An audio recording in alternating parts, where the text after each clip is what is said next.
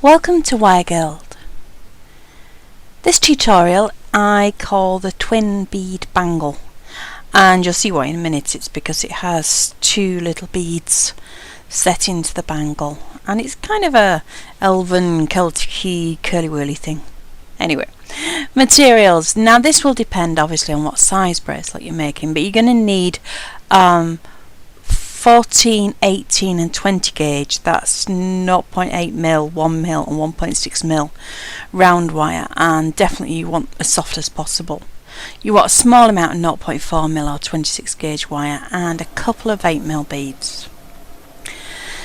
Now for sizing, I don't happen to have a soft tape measure at the moment, so what I'm doing is I'm just using a spare scrap of wire, and I'm going to use that to go around my wrist, and it just about touches, as you can see. This is not an exact science, it's just because obviously you could use a piece of string, or if you're better organised than me and you've actually got a soft tape measure, you can use that. But when I measure that against my flat ruler, I get 6.5 inches. Now I'm no good at centimetres, I really do need to work in inches, so if I write this all down you'll be able to see what I'm doing. I've got 6.5 inches and I'm timesing that by 2, so I have 13 inches. Because my bracelet, let me just try and sketch this so you get an idea of what I'm doing, is going to end up in sort of an S shape. So we have a double thickness of wire covering our overall length. So our overall length is 6.5 inches from point to point, but I've got twice as much wire as that because it's going to be like double. Now I want to put a couple of curls in the end of the wire. It's not showing up very well. Let me just try and go over the top of the lines a little bit. That's a bit better, you'll be able to see easier now. So I've got my sort of S shape and then I've got curls. Now from there all the way around the circle I'm allowing an inch, give or take. So that's another 2 inches onto my length, so I need 15 inches of wire. Now this will work out exactly the same however you work it. You want the length times 2 plus 2 inches for the ends. So if this is my length of wire, I need to mark it up. So I need a 1 inch gap at either end, and then I need 6.5 inches in the middle, so I need half the length either side, so that's 6.5, and then I've got that goes to there and there. So this is 3.25 and this one's 3.25, so half the length of the middle bit. So the middle bit's 6.5, 2 lots of 3.25 and then 1 inch at either end. Now it's got really dark because it's about to throw it down, so I'm going to start filming again tomorrow, and as you can see, much brighter. Right then, I've got like a Sharpie or a felt marker pen, and I've got my 15 inches of wire. Now this is the thicker wire that we're using, the 1.6mm or the 14 gauge, and I have marked that at 1 inch, so that's my end bit. So I now need 3.25, so I'm going to move that mark onto the 3.25 point and mark it at the end. Now I need 6.5, so I'll lay that down and mark it at 6.5, another 3.25 and mark there, and then I have another inch to go. I've cut slightly over the 15 inches, so I need to trim that little bit off. So I should mark at the end, and I should get my pliers, and where's the mark gone? There it is, and just trim off there. Lovely. Now nice flat end. Now the other end has got a point on it. Obviously I cut wrong side of the pliers, so I'm just going to neaten that up, make it nice and flat and straight. I'm not usually very big on marking everything up with sizes. I tend to do things by the eye, but this particular bracelet you really do need to work it out beforehand, or you'll end up and it'll be totally off and skew iffy. So let's just, I've got round nose pliers, these are wubbers, They need to be reasonably strong pliers because you're working with a heavy gauge. So we're going to make this S shape. So grip on the mark, which is to one side of the 6.5 central bit, or the length that you need for your bracelet, and I'm just bending that around the jaws of my round nose pliers so that mark stays in the middle. And then I'm going to grip the other end of the 6.5 inches, and if you see on the diagram, it needs to go back that way. That's it. So we've got a little S shape, or a bendy back shape, or whatever you want to call it, but anyway, this is what we need for the bracelet. Now the ends, if I grip right on the very tip using the widest part of my pliers, I can just curl that around until it touches. I just release and grip and curl all the way around till we touch. Now you can see it hasn't quite gone to the mark, but that's alright, I'll show you why in a minute. Let's do the other side first.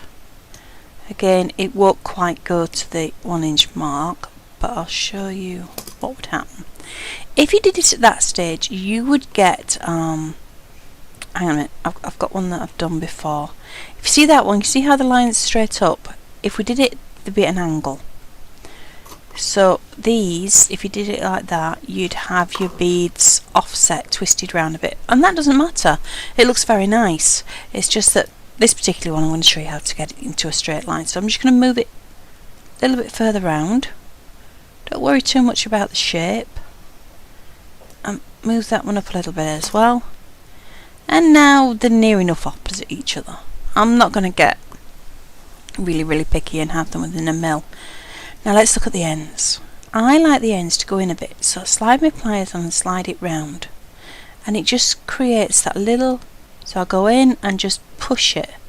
It's not really a case of gripping, it's more of a case of pushing against the straight edge. And I like that little blob, I like it better than that rounded edge, so I'll do that on the other side. So just push in,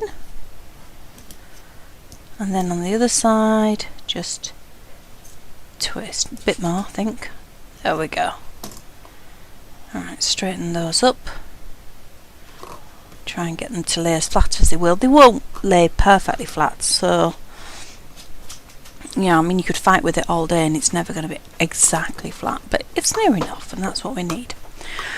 So we need some beads, and as you can see from the one I made, I use these sort of like soft chalky blue ones, but I want something with a bit, packs a bit more punch. So what have I got?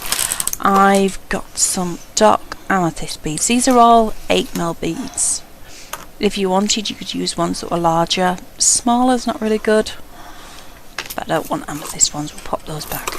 I have some fire agate, so sort of like a crackly ones. They're great because you get loads and loads of different colours, so you can sort of pick and choose what colour you want. So you see some dark ones and some light ones, and they're kind of nice. So look at that. Yeah, they kind of blend into the copper though a little bit. So I'm going to go for something that really sort of pokes you in the eye. Now these beads are a form of sort of magnetised hematite, and they've coated them with something, and as you can see they look more like Christmas tree decorations than anything. And because they're magnetised, they stick together like that. It's kind of cool. Yeah. The great thing is that once they're off the piece of string, they don't fall apart and you don't lose them. They're just copper's not magnetic, so stuck. I'll put another one on. There we go. Now, even though these are really bright and quite loud and very nice to play with because it's sort of sticky, it looks very good as this in a copper bracelet, because once I've darkened it down and I've oxidised it, it's got something in the middle, it's got some real colour to give it, you know, some impact in there. So this is just a little spare bit of 0.4mm or 26 gauge wire. Look how they stick together, isn't that cool? Watch this. I'm going to pick them up with my pliers, and then I can turn them so they stand up. Whee! Right, stop playing, Rachel.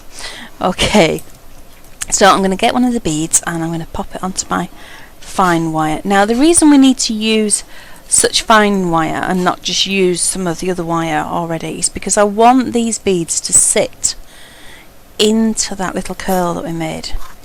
And if you use a thicker gauge of wire, it's going to take up so much room that your bead's not going to sit in, it's not going to sit down tightly.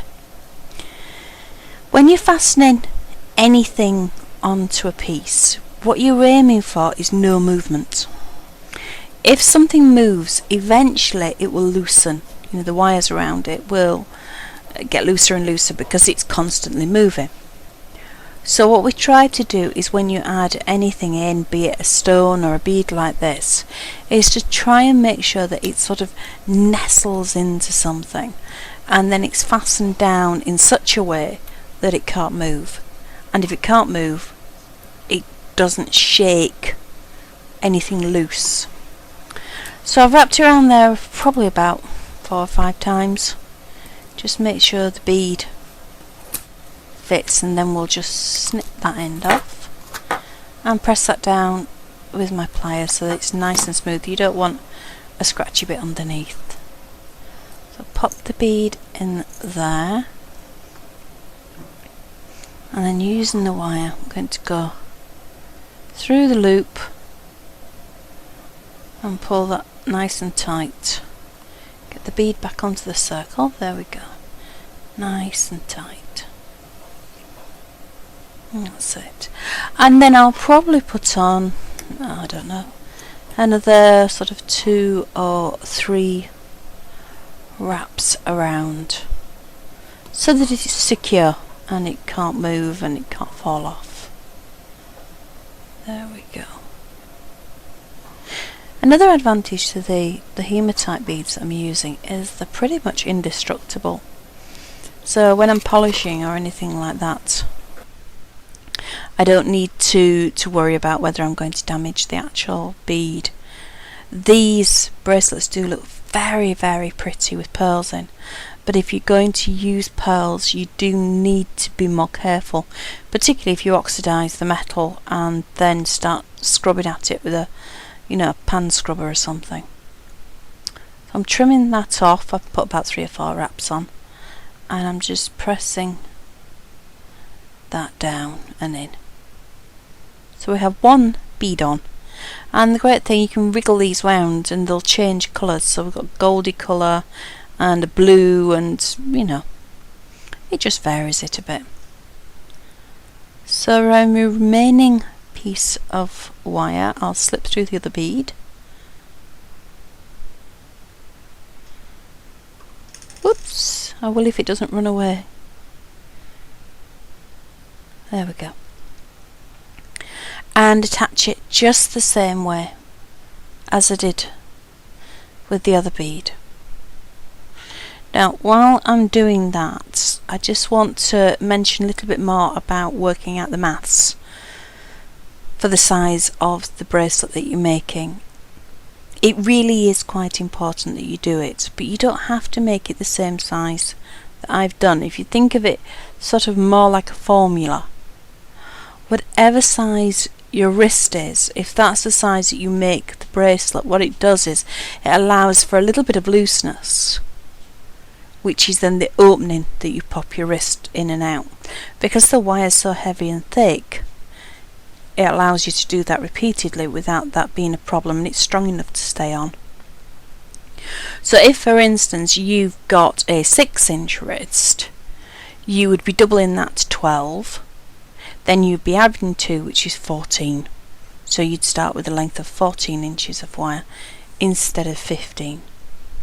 If you were making one of these and you were doing a large one and you needed it to be, say, 8 inches, you'd double that up to 16 and then add an extra 1 at either end, so you'd have 18 inches of wire.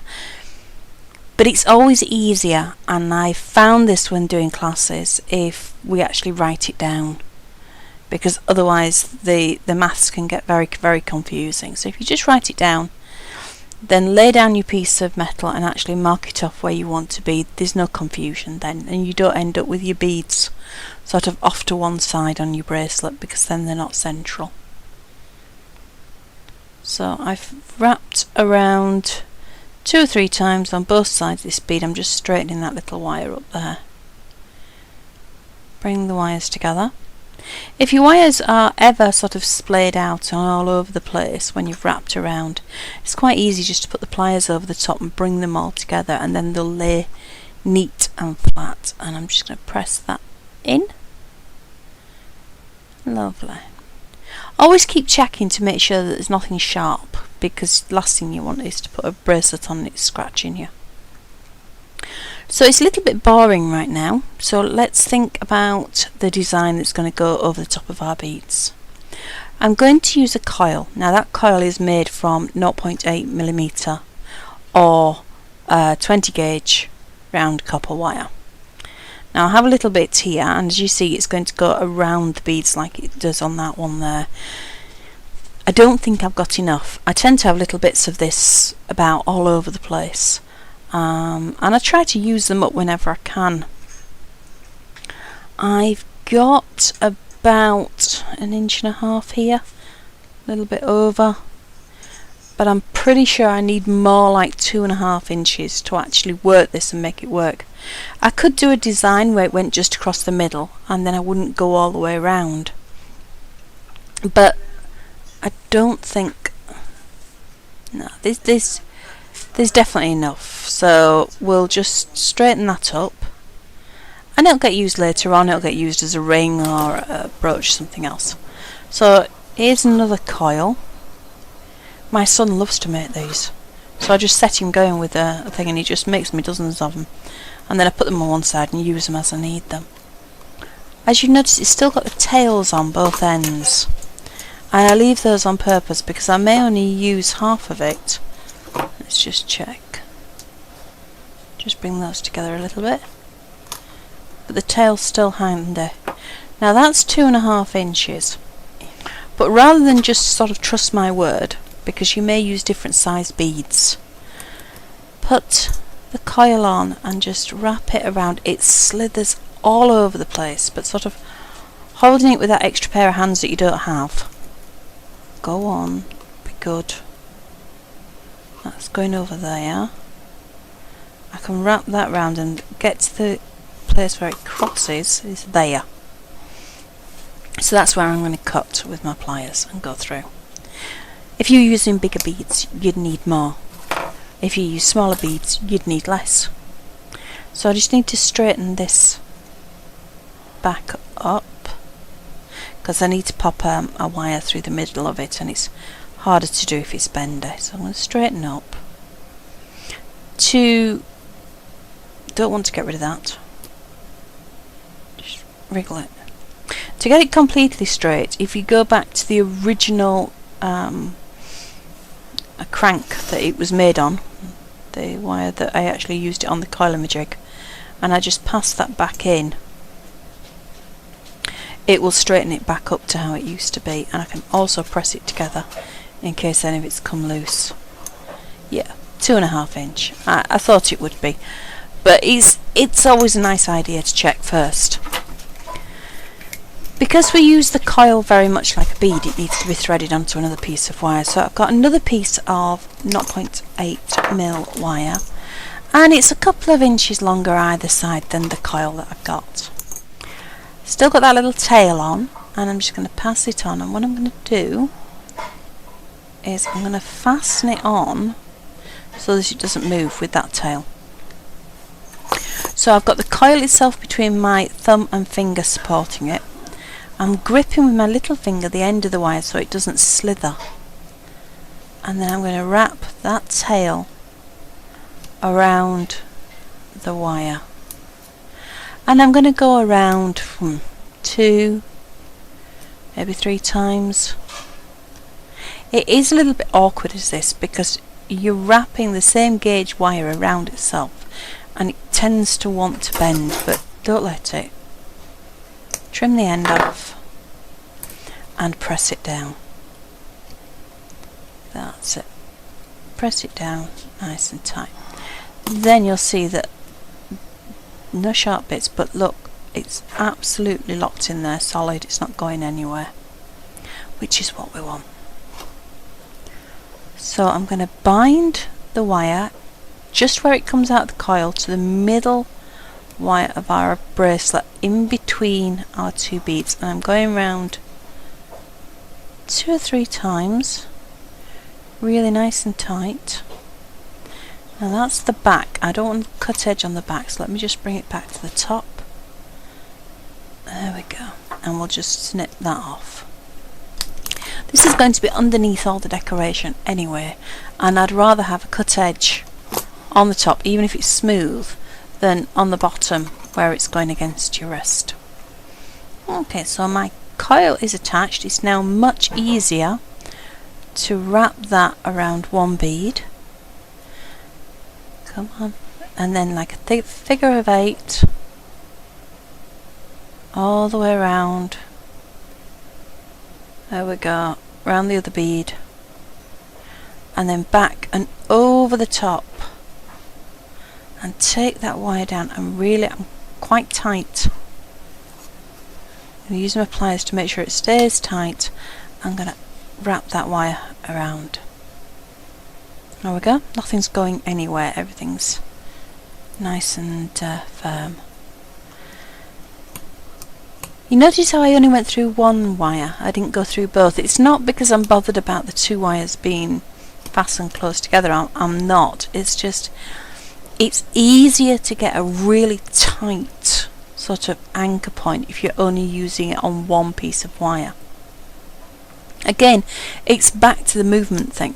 If you've got 2 pieces of wire that can slightly open and close and open and close, gradually over time it's going to work those loose. If it only has one piece of wire that wraps around, it can't go anywhere.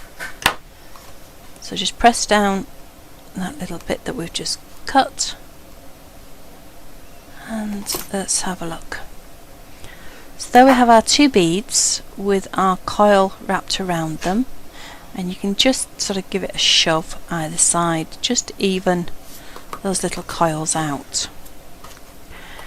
Now I'm going to use some 1mm wire to make the decorations over the top. I like the heaviness of this.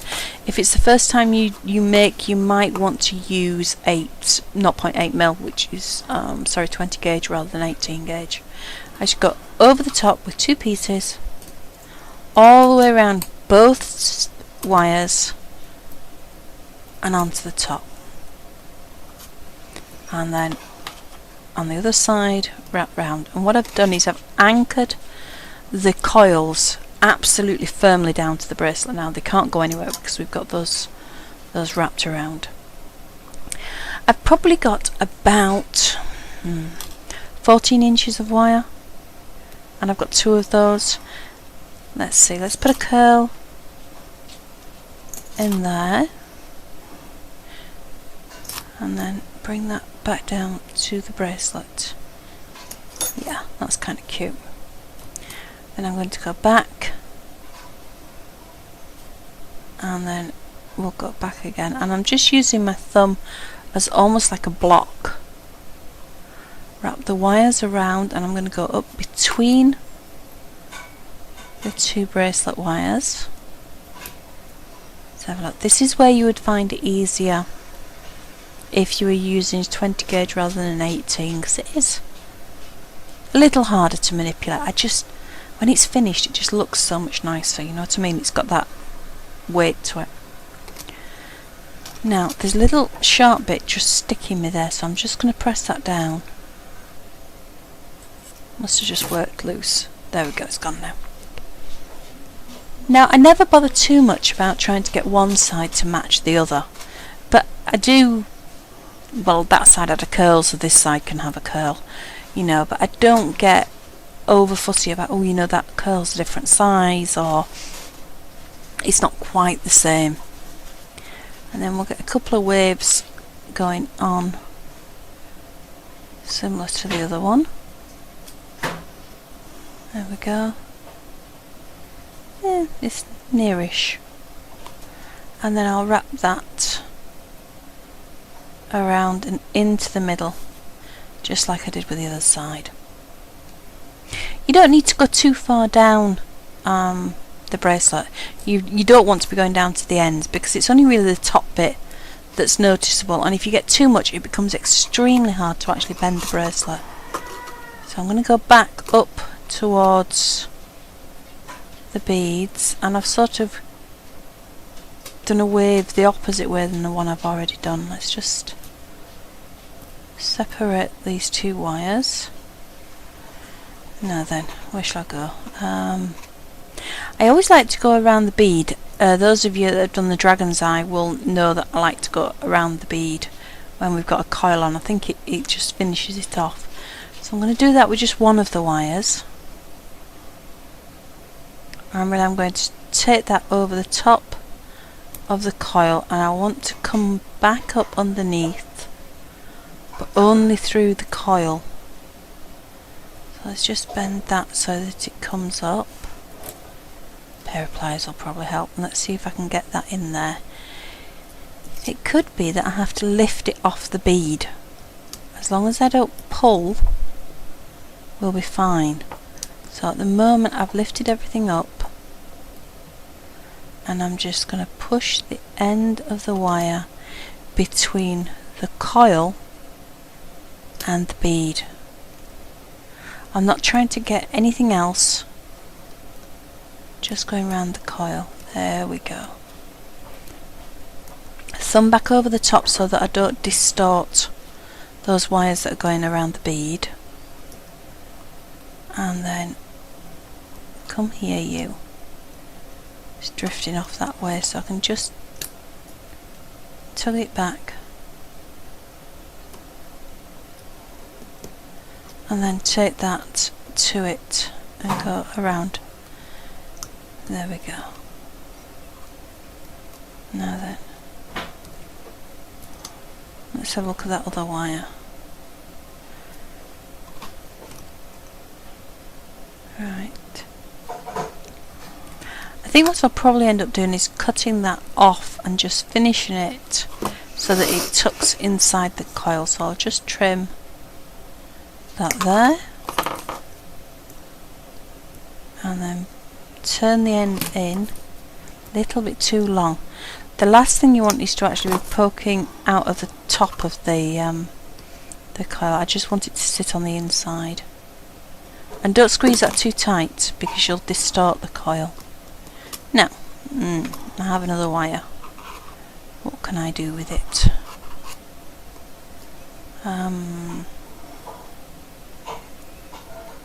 Let's poke it down there. So it's gone to the side of the main bangle wires. I'm going to go around the back, and then I'm going to come between the design wires, if you like, on the top and the bangle wires underneath, so that I can, there we go, and just pull that through. It's really just giving it another anchor point, if you like. Now I could just cut that off if I wanted, but you know what, I think I might just take it back down to give an extra layer. I mean, I've got the wire there, so I might as well use it. Yeah, that's kind of cute.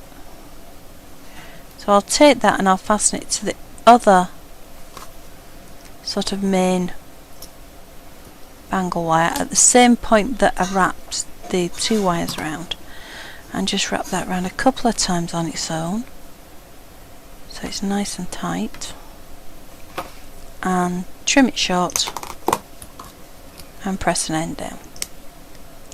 Now then, I need to do something kind of similar with the other side. So let's go wiggle to one side, wiggle to the other, split the two wires and take that one around the bead. I have less wire on this side. I obviously didn't start in the middle, but I've still got enough to go around. It doesn't seem very much, but there's enough there to actually get it to go around that coil. I may have to lift everything off. There we go. I'm just going between the bead and the coil, so that I'm just wrapping that end around the coil. Come out. There we go. Push everything back into place.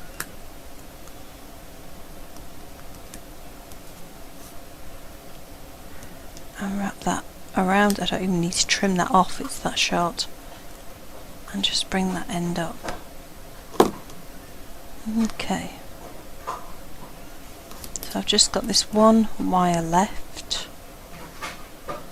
And I decided that I actually went back down the piece to finish it off. I probably don't need to do all that in-betweening of the wires. I'll just smooth that down. Yeah, actually it will work just as well if I just go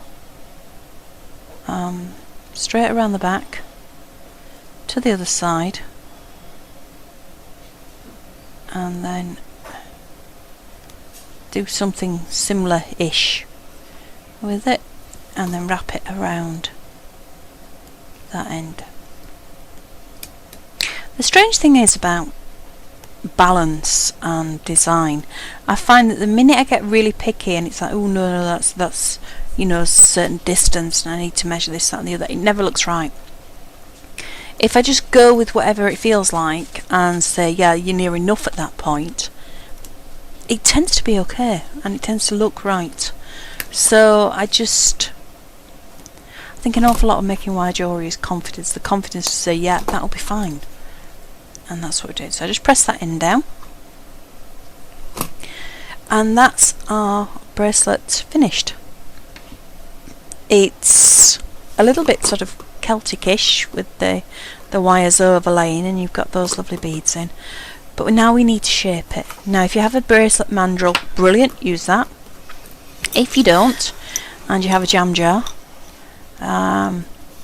just press onto the jar, and I'm just getting all the design bit on the top to curve, because that's your hardest bit, because there's a lot of work there.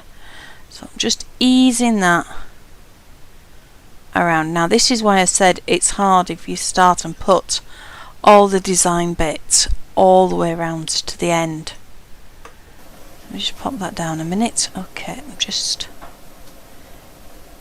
making sure those curls go back where they ought to be. Yeah, that curves nicely onto the back of the hand. So we want these bits to curl, so this is just a little ring display, and I'm just easing it around. And same on the other side. Don't worry too much about the shape, as long as we get a nice sort of curve in there. You could use a big felt pen, a marker pen. There we go. Really, anything that you have that's roundish, and then start working with your fingers. Bringing it in. You need a gap so that you can put it on. Just smooth that bit out. Now I like to use my round nose pliers, grab the tip and bend them up. Only a little bit. It's just like a little kick up. There we go. No particular reason, just I like the way it looks, that's all. I don't like that bend there. Let's just straighten that out a bit. There we go.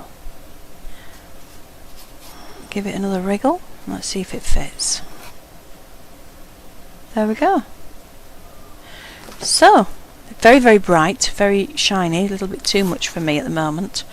But what I'll do is I'll use some platinol and oxidise that, and then it'll go dark. Like this one, which I like so much better. Nice and comfy, don't fall off, nice and stable. Although if you did want, you could just put like a hook and loop over the end if you wanted to make sure it stayed on, and that would go with little designs on the top as well. So let me just go get that oxidised, and that's what it looks like dark. I hope you enjoyed that one. I had great fun with that. Happy wrapping.